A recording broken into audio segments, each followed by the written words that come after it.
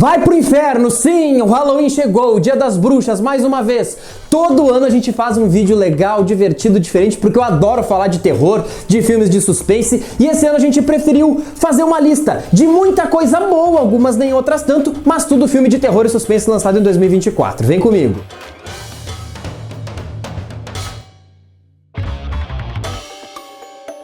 Antes de começar o vídeo, não se esquece de clicar no sininho, se inscrever, ativar as notificações, porque apesar de sair pouca coisa aqui dos vídeos longos, o nosso Shorts aí tá sempre rodando muita coisa, inclusive com 3 fatos especial de Halloween e tudo mais. Vamos fazer essa lista então de alguns filmes aqui, a maioria deles de terror, outros com alguns temas de suspense, mas basicamente a grande maioria vai ser situada no gênero fantástico aí em 2024. A gente teve muita coisa, eu até podia recomendar mais alguns clássicos, mas tá todo mundo já sabendo que, o Exorcista, Pânico, Massacre da Serra Elétrica, todos esses todo mundo já conhece. Pra começar aí a gente teve dois filmes de freiras ali, aqueles filmes de convento com uma coisa meio demoníaca no meio, que foram Imaculada e A Primeira Profecia. A Primeira Profecia, e basicamente, né, como o nome já fala, é um prelúdio do filme clássico lá de 1976. Eu confesso que eu gostei muito mais do que eu esperava do filme, e ele instaura o Satanás de um jeito muito diferente nele. Até, por sinal, né, agora com a fusão do Star Plus com o Disney Plus é muito legal. Tu tá lá correndo o catálogo, tá Star Wars, tal coisa, e o que mais lá? Primeira Profecia. O filme é um terror muito imersivo, eu acho que o trabalho de personagens do filme é muito interessante e principalmente essa menina que faz a protagonista, ela segura o rojão de uma maneira muito legal. É interessante como a gente tem no invólucro do filme, algumas coisas sobre o pecado, a ascendência da carne, como parece que certas atitudes da protagonista, certas tentações que ela acaba se sentindo ali, são ligadas àquela coisa dela poder ou não gerar o filho da besta, né? A criança com o 666. Além desse clima todo demoníaco, essa coisa toda do capiroto, eu acho que A Primeira Profecia ela consegue desenvolver muito bem todos os coadjuvantes que tem ali. Óbvio, além da protagonista, tem participações menores. A Sônia Braga tá super bem no filme e olha que o papel dela é cotoco. Todo mundo tem alguma coisa meio funcional ali e tu consegue entender um certo peso que o filme tem. Já Imaculada, eu acho que ele tem alguns certos defeitos, como por exemplo, ele subverte algumas coisas de começo, tu pensa que ele vai pra um caminho, ele vai pra outro. O final é super corajoso e a Sydney Sweeney tá super bem num papel que desafia muito, porque a gente via ela, apesar dela ter um papel muito interessante em Euforia, a gente via ela daqui a pouco em alguns papéis, sabe, mais legaizinhos, fazendo até comédia romântica. Aqui não, aqui ela termina o filme toda ensanguentada e num berro. E como eu falei, eu acho que a conclusão desse filme é hiperdivisiva, polêmica, e eu gosto de filme que bate no tipo de tecla que ele fala. E se tu gostar de La Casa de Papel, também tem o professor sendo um padre lá, então tá ótimo, show de bola, só por isso dá pra ver. Por sinal, A Primeira Profecia, como eu falei, tá no Disney Plus e Imaculada tá lá no Prime Video. Tem muita coisa que tá saindo do cinema que ainda não chegou em streaming nenhum, mas um que foi muito falado, é o suspense de terror, o melhor desde o Silêncio dos Inocentes.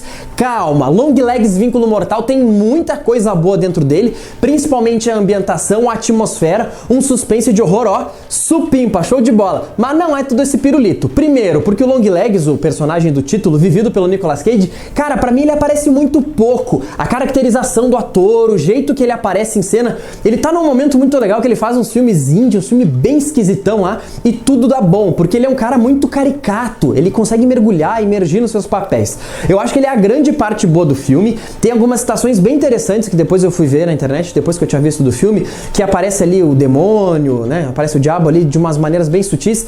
A protagonista é muito boa também, só que venderam o filme como algo muito maior e talvez isso tenha me frustrado um pouco e pode te frustrar também. Então antes de assistir ele, vai no teu Piratation aí, no teu IPTV, sei lá onde, cara, vai com o pé mais no chão. É um suspense investigativo muito legal, tem uma espécie de reviravolta muito interessante, tem uma ligação com a família da protagonista ali no meio, que é muito legal, mas falta mais Nicolas Cage nele. Isso eu botando o demônio pra fora. Cara, e tá chegando hoje na MUBI A Substância. Pra mim, o melhor filme do ano, um dos melhores. O outro também tá nessa lista. Cara, que filme diferente, bizarro, pra criticar essa coisa toda da hipersexualização da mulher. Tem N subtextos ali no meio e, Demi Moore bem pra caramba. Essa menina, Margaret Qualley, ela tem muita presença também. O filme dá muito nojo das atitudes e mostra como é que a gente vive num mundo que hipersexualiza a mulher, né? Descarta ela com o tempo e fala muito sobre a questão do envelhecimento feminino, tudo isso de um jeito que engloba um body horror, um filme com uma linguagem super fantástica, uma fotografia foda pra caramba, lembra muito ali, tem várias referências a Stanley Kubrick, tem aquelas adaptações tudo aquele fundo vermelho, aquelas cores vibrantes, até o final apoteótico. Cara, é um filme com tantas camadas e principalmente ele assusta, ele dá nojo, mas a mensagem dele é muito cristalina. Eu acho que há um pequeno problema nele quando ele tenta repetir demais a mensagem que ele tá tentando passar no trecho final. Mesmo assim, cara, é um filme que eleva na quinta potência muita coisa sobre o cinema. Principalmente essa diretora, que é jovem, é o segundo ou terceiro filme dela. Cara, que filme legal. Tem toda a questão ali de seguir algumas regras, porque basicamente, pra quem não sabe do filme, uma mulher mais velha, que é vivida pela Demi Moore, tem aqueles programas de ginástica, bem coisa anos 80, ela vai ser demitida pra ser colocado alguém mais jovem. Só que ela adere a tal substância e literalmente sai das costas dela uma versão mais jovem, que é a Margaret Qualley. Cara, o jeito que o filme instala suas regras, o jeito que ele subverte muitas expectativas e o final, tem muita gente que vai dizer assim, ah, mas isso é muito trash, isso é muito grotesco. Velho, não tem nada disso. Ele explica tudo aquilo ao decorrer da sua transformação. E o mais legal de tudo é que ele começa subindo um nível, ele vai subindo um nível, ele vai subindo um nível, ele chega ao ápice, ele nunca freia. Então isso tudo é muito interessante. Tem um trabalho de maquiagem muito legal e eu acho muito interessante que a Demi Moore foi por muito tempo hipersexualizada, aquela coisa do sex symbol dos anos 90, e aqui ela mostra que além de ser uma atriz muito bonita para os 61 anos que ela tem, ela atua super bem. E a Margaret Qualley veio muito naquela questão da inocência, de querer usufruir, aproveitar da própria beleza, e há esse conflito, já que as duas são a mesma pessoa. Isso é muito legal, tu vai ter que ver o filme para entender do que eu tô falando. Mas, cara, é uma experiência cinematográfica única. Já que eu tô falando em filmes e em melhores do ano, eu vou falar do outro que, pra mim, cara, é um filme que fala de muito terror, só que sem falar do terror. E eu não posso falar muito sobre a trama dele, que é Pisque Duas Vezes. Puta merda! Zoe Kravitz, a mulher gato do último filme do Batman, estreando com um puta soco na cara. Que baita filme. Cara, tem uma linguagem, um subtexto muito forte ali. Basicamente, duas amigas vão tirar férias num resort lá que são convidadas por um ricaço, vividos pelo Channing Tatum. Aqui o cara tem uma ilha lá paradisíaca. Acontecem umas coisas estranhas, comportamento diferente, até o momento que a gente tem o plot da história. Cara, e aí o filme faz assim. Ele lembra uma vibe de Corra. É aquela coisa, tem algo errado, mas tu não entende o que que é. E quando explica isso, quando ele vai plantando algumas sementinhas, cara, é muito forte. É um filme que fala de temas muito atuais e também tem toda uma questão de uma mensagem, uma linguagem feminina, a questão de abuso moral e outras coisas muito, cara, nojentos. Tu fica com nojo de vários personagens ali. E o jeito que o filme se explica, o jeito que ele se conclui, tu pensa que ele vai terminar com uma legítima história de tal coisa e na verdade ele muda esse final para fazer um outro tipo de conclusão. E isso é muito interessante.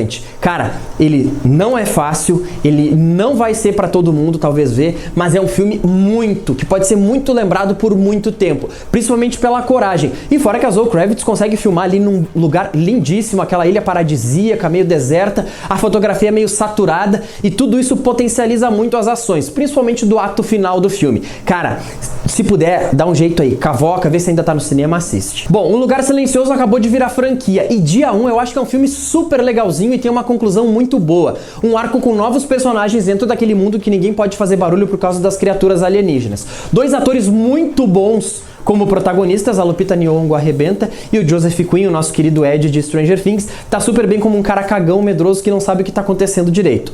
É muito legal como o John Krasinski, que criou, dirigiu, protagonizou o primeiro filme, depois dirigiu o segundo, que é muito bom. A gente pensa daqui a pouco, o cara vai fazer uma sequência aqui só pra ganhar dinheiro. Óbvio que tem um instinto comercial no meio, mas o filme consegue implementar de novo aquela claustrofobia de uma forma muito orgânica, muito coesa, e tenta fugir e consegue muitas vezes de todos os chavões que os filmes derivados têm, que é replicar basicamente a fórmula do original. A gente tem o drama da personagem, da Lupita Nyong'o, que tá com câncer terminal, ela só quer fazer uma certa coisa, o personagem do Joseph Quinn cruza no meio do caminho dela, e os dois, do jeito que eles se cruzam, as diferenças entre eles, tudo isso tem uma questão da relação dos personagens ali, e gente, só um spoiler do filme, o gato fica bem, tá? O gato não morre. É outro baita filme de 2024, não vai estar na lista de melhores de todo mundo, mas eu acho que é uma experiência super legal e muito sensorial de tu assistir, de preferência assim num ambiente light, pra te conseguir pegar a parte sonora do filme, que cresce muito a tua experiência. Esse aqui é muito bom. Eu já falei dele aqui, inclusive. É o Programa do Ratinho com Satanás. Aí chegou na Netflix, agora é o pior filme do mundo.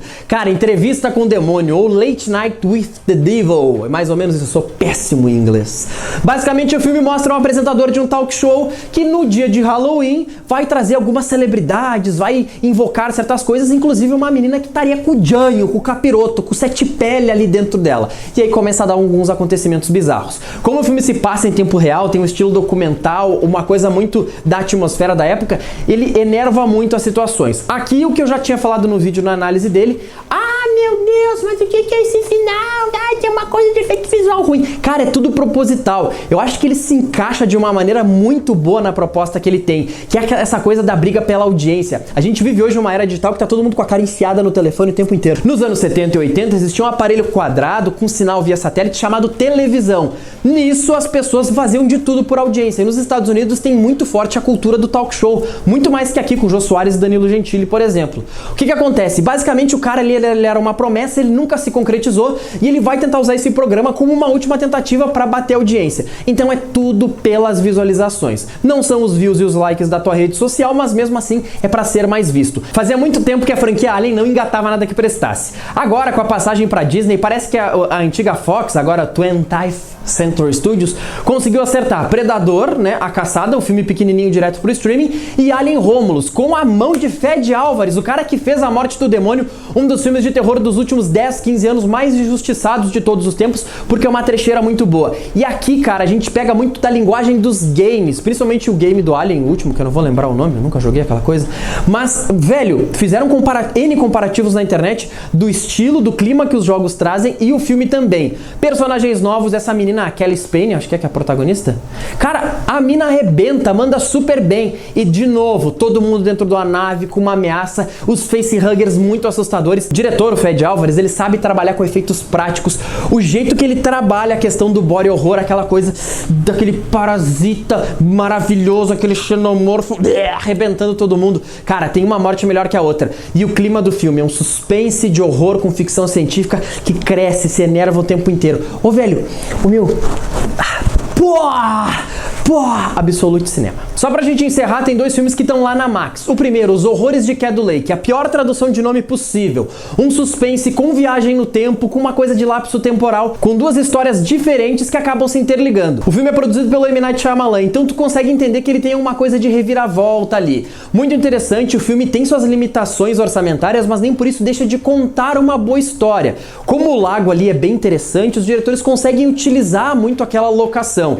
Tem uma questão toda ali, que é uma questão temporal que o filme apresenta, que mostra que faltou um certo dinheiro para algumas coisas, tem um CGI que me incomoda em certo momento, mas o clima do filme ele consegue te prender bastante. Apesar do desenvolvimento dele, a primeira meia hora ser um pouco mais devagar, tu vai conseguindo entender aonde se encaixa a jornada de cada personagem, e é muito importante, é aquele filme que planta pequenas pecinhas. E é um filme super legalzinho, cara. Assisti no domingo à tarde e fiquei surpreso pela reviravolta dele. Eu falei em M. Night Shyamalan, eu falei em reviravolta, e a melhor coisa de Armadilha é que ele não tem reviravolta. Sim, o diretor consegue fugir da própria fórmula. Ele tem uma coisa ali com o personagem do Josh Hartnett, aliás, pra mim, a pior publicidade dos últimos 10 anos em trailer de filme é esse longa mostrar, tá? Se tu não viu o trailer aqui, alerta de spoiler, que o papai lá vai levar a filha pra um show e no trailer a gente já descobre que ele é o carniceiro, que é um serial killer que tá sendo caçado e o show que ele vai com a filha toda é uma armadilha pra ele e ele tentando sair daí. O filme tem uma resolução diferente, eu acho interessante que ele não é uma reviravolta, mas ele tem uma quebra de expectativa. Tu acha que o personagem vai acontecer certa coisa com ele, acontece alguma coisa depois do show e acontece outra coisa depois da outra coisa pra terminar com outra coisa e terminar o filme. Eu acho muito legal o contexto que o Shyamalan emprega. Ao invés de tentar criar uma temática super elaborada, ele até facilita algumas coisas do roteiro pra mostrar o quanto o personagem, o protagonista não se assusta, ele também consegue nunca plantar a gente pra ficar do lado do vilão. A gente tá falando de um psicopata, né, gente? Apesar disso, ele tem algumas facilitações e por isso ele dividiu o público. Ou ele é muito bom, ou ele é muito ruim. Cara, mas eu achei, sabe aquele filme assim... Joga e deixa jogar? Ah, eu entendi a proposta dele. Ele quer mostrar só que o cara é maluco, é perigoso, mesmo com poucas oportunidades de fugir, de se desvencilhar daquilo. E de novo, todo filme do Shyamalan tem uma véia. Tem uma véia. Alguma coisa a véia vai fazer no filme. Aí a véia aparece pouco lá. Ah, é a véia do FBI, a véia tal coisa. Mas no fim a véia vai fazer alguma coisa importante. Então, só pela véia já vale tu assistir. Tá lá no Max também. Cara, eu tenho que falar desse filme porque pra mim é a maior decepção, pelo menos do terror no ano. Max Cine fecha a trilogia que teve X e Pearl. Cara, e pra mim é uma decepção horrenda. O filme é podre perto dos outros. Ainda assim, o diretor Ty West e a Mia Goth... Eu sei falar em português, mas vamos falar em inglês. A neta da Maria Gladys é a protagonista do filme. Cara, eu acho super legal a ambientação, a questão ali de fazer uma homenagem aos slashers, o jeito das mortes, toda essa assinatura visual que o diretor teve no X e principalmente no Pearl, que pra mim o segundo filme é o melhor dessa trilogia. Só que, cara, que desfecho bosta, que desenvolvimento ruim, que justificativa imbecil. O filme vai andando e não dá soluções para umas coisas básicas. Ele subaproveita também parte do elenco. O Giancarlo Esposito aparece um papelzinho pequenininho. Tem algumas coisas muito legais. A linguagem visual, como eu falei, é muito boa. Maxine, para vocês terem uma ideia, X, Pearl e Maxine aqui. Eu achei bem abaixo, bem abaixo. Ele não é ruim, tá? Mas ele é bem decepcionante perto do que a gente aguardava dele. Não tem terror maior do que assistir tanto filme. Tem sim, assistir filme ruim. Por isso que eu tô te trazendo. E ainda tem mais 2 pra estrear esse ano. Tem ainda Terrifier 3 e Sorria 2, que eu não assisti, porque, como pra quem não sabe, faz que atrasado é o nome do perfil, porque eu moro no interior, no buraco do mundo, e não tem cinema aqui, não pude assistir pra falar pra vocês. Mas o primeiro eu acho bem mais ou menos, então diz que o 2 é bem melhor. Vai lá e olha. Viu? Trouxe um monte de opinião aqui, um monte de dica. Terror mesmo é assistir filme merda. Se tu quiser assistir algum ruim que eu falei na lista, o problema é teu. Vai pro inferno. Feliz Halloween pra todo mundo e até a próxima. Tchau.